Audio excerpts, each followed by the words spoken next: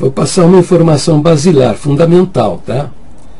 É a seguinte: o Espírito Santo jamais inspira um ministério fazer uma doutrina de algo que impeça o progresso do Evangelho, que impeça que o Evangelho seja levado a outros povos, a outras nações.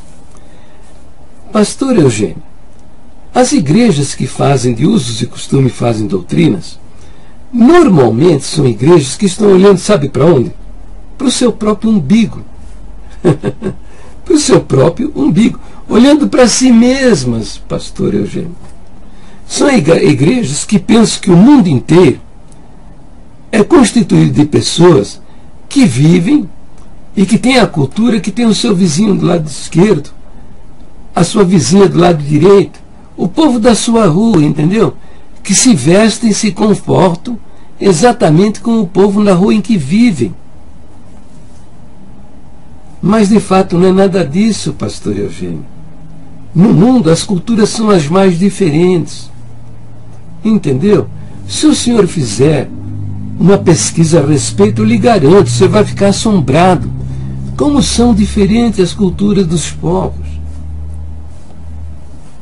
No ano 2000, que eu comecei a fazer alguns vídeos educacionais para a Irmandade da Congregação, pastor Eugênio, eu dizia para eles: olha, isso não é uma doutrina.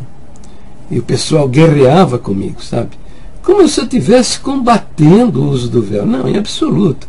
Nada tenho contra o uso do véu. Nada tenho. Só que isso não é uma doutrina. Novamente, enfatizando o que eu lhe disse.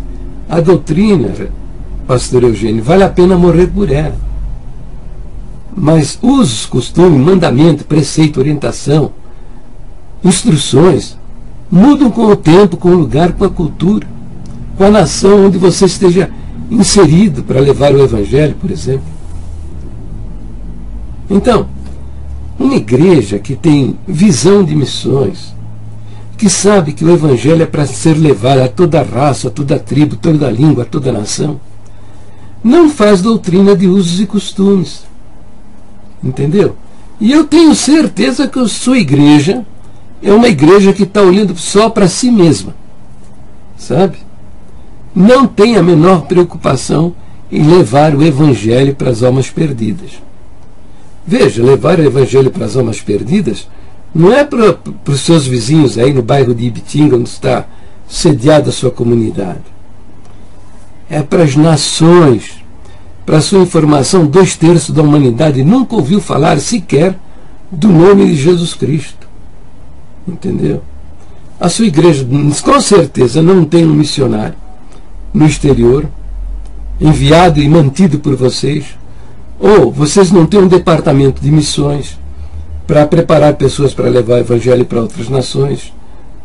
Os senhores não sustentam uma obra missionária, não sustentam nenhum missionário no campo. Entendeu? É com certeza, senão o senhor não estaria fazendo isso que o senhor está fazendo. Porque o senhor é líder de uma igreja que está olhando só para si mesmo. Na clara desobediência de ordens imperativas do Senhor Jesus, que diz: ide por todo o mundo e pregai o Evangelho a toda criatura, ide e ensinai as nações. Entendeu? Então, veja, eu vou lhe provar que isso aí é usos e costumes. Desde o ano 2000, quando eu comecei a fazer vídeos educativos para a Irmandade da Congregação, eu dizia para eles: olha, é o seguinte, isso não é uma doutrina, isso é usos e costumes. E eu dizia: eu não sei, mas pode ser que exista no mundo uma nação onde a mulher tenha uma flor sobre o cabelo, uma rosa no cabelo, sabe? Seja imoral, indecente, ofensivo, agressivo. Entendeu? Eu dizia a eles: eu não sei. Pode ser que exista. Bem, aí dizia: vocês fizeram a doutrina do véu lá em 1 Coríntios, mas lá também tem uma outra doutrina também, então. Se você faz a doutrina do véu, você tem que fazer a doutrina do chapéu, Quer dizer, eu não poderia estar falando, cultuando a Deus com a minha cabeça coberta. Entendeu? Porque estaria desonrando a minha cabeça, que é Jesus Cristo. Percebe? Então, eu dizia a eles, a respeito da doutrina do chapéu, eu conheço uma cultura. São os judeus. Eles há milênios, baseado num verso lá do Velho Testamento da Torá, que diz que o homem, para honrar a Deus, ele precisa ter, a sua cabeça coberta. E eles usam, pastor Eugênio, assim uns chapeuzinho pequeninos aqui atrás, entendeu? Chamado kippá. Veja, este é o kippá que os judeus usam como costume tradicional. E eu dizia para eles, olha, se um dia a congregação intentar levar a sua pregação lá para Jerusalém, lá para Israel, não vai poder proibir um judeu de participar de um culto com a cabeça coberta, como fazem aqui no Brasil. Para sua informação, eu não sabia, mas as coisas já estavam acontecendo. Em 2002, 2003, a congregação resolveu se estabelecer lá em Israel, lá em Jerusalém. E iniciaram os contatos para conseguir comprar o terreno e construir um templo lá em Jerusalém. Porque lá em Jerusalém eles se reuniam numa salinha pequenina, num canto lá de Jerusalém, e era 2, 3 famílias, meia dúzia, uma dúzia de pessoas, entendeu? Resolveram fazer um templo lá. Eu não sabia, mas as coisas já estavam acontecendo. E eu dizia a eles, olha, não vão poder fazer lá em Jerusalém o que fazem aqui no Brasil, que expulsa a pessoa do templo se ela quiser participar do culto com a cabeça coberta. Veja o seguinte, pastor Eugênio. Israel é um país em permanente beligerância. Ao redor de Israel existem 22 nações árabes que querem simplesmente o desaparecimento da nação de Israel da face dessa terra. E o islamismo tem uma grande força na Europa e domina toda a África. E o islamismo, os árabes, eles não querem Israel como nação na face dessa terra. Então Israel é um país em permanente beligerância. Eles vivem um estado de exceção.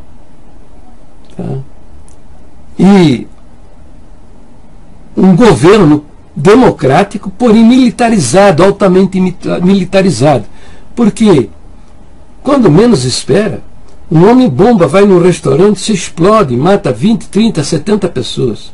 Procure na internet Pizzaria Sbarro e vai ver outras fotos mostrando esse desastre provocado por um atentado terrorista.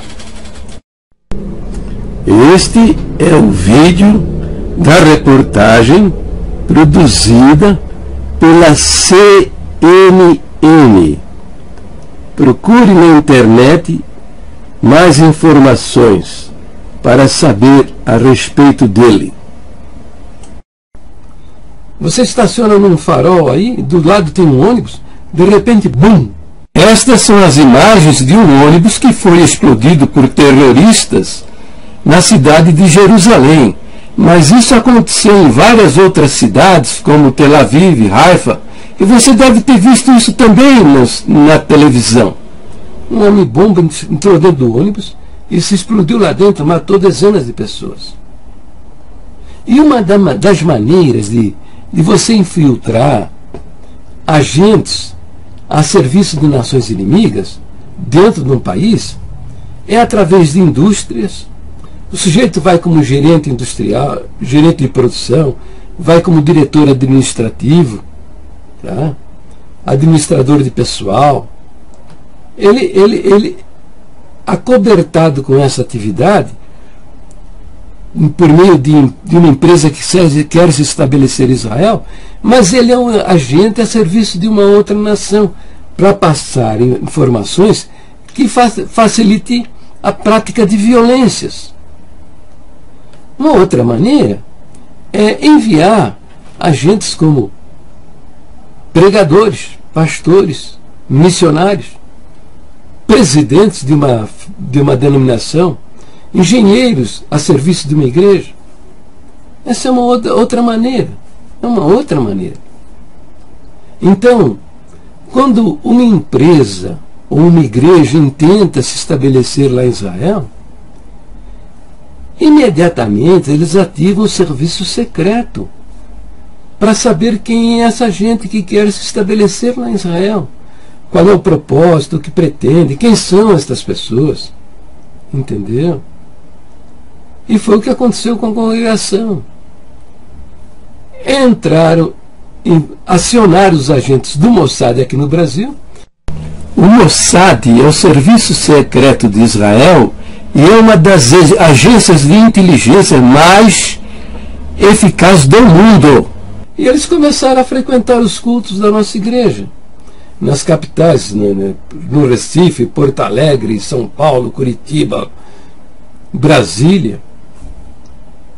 A melhor maneira é você ir assistir o culto, ver o que prega, qual é a doutrina, o que acredita essa gente.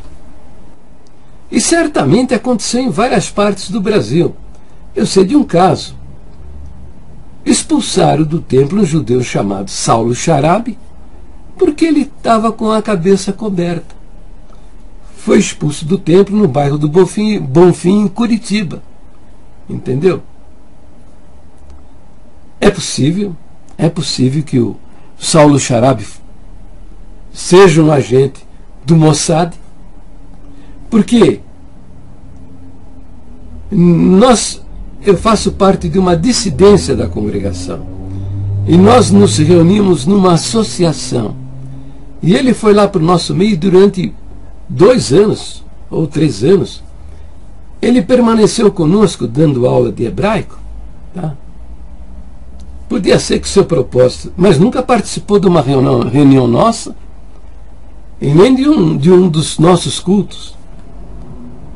O que dá para entender é que ele estava ali somente para observar e ouvir o que estava sendo dito.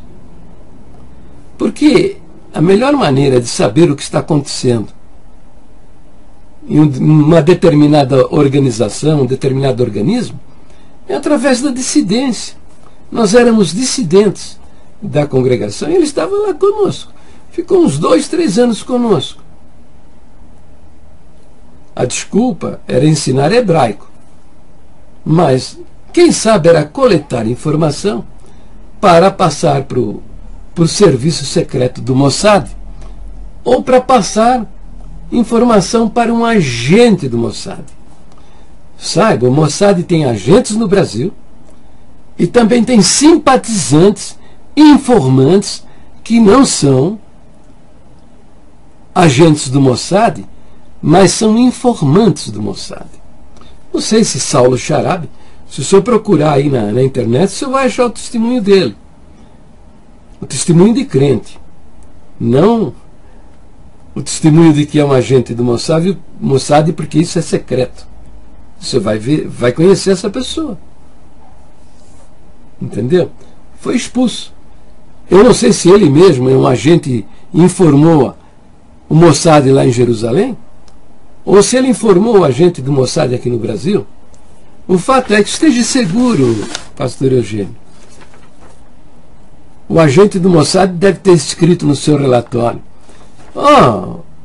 chefe, é o seguinte, eu fui participar de um culto dessa igreja e apareceu alguém do meu lado dizendo: não permitimos que alguém participe dos nossos cultos com a cabeça coberta. Eu respondi para ele: amigo, é o seguinte, isso é da minha cultura, a minha nação, a nação que eu pertenço, pratica isso há mais de 1000 anos. Isso é da minha religião. Eu entendo que para honrar a Deus eu preciso ter a minha cabeça coberta. E eu vi, chefe, eu ouvi dessa pessoa que chegou ao meu lado o seguinte: se o senhor não quiser descobrir a sua cabeça, o senhor se ponha daqui para fora, porque aqui não permitimos a pessoa participar de um culto com a cabeça coberta.